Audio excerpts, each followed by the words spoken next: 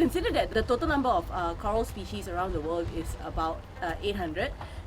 We're really very lucky to have almost a third of the world's species diversity concentrated in such a small area around the southern islands of Singapore.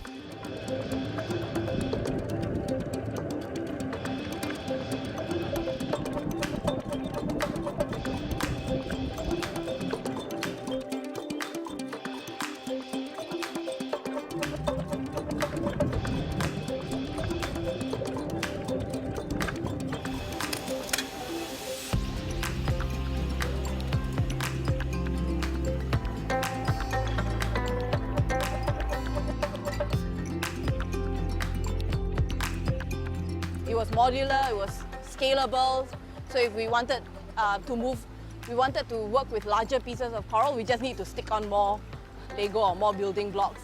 You know, if we wanted to work with smaller corals, then we could use a smaller, Lego piece.